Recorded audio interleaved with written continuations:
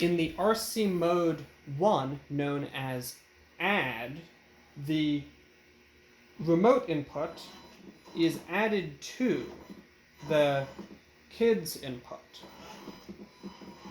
This works particularly well if the car has been set up to use a button that makes it go forwards.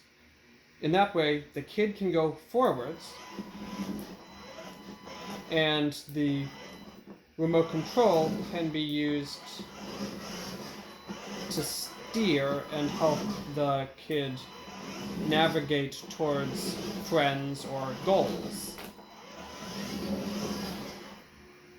The override switch still deactivates all onboard controls, and the e-stop switch will emergency stop the car whenever needed.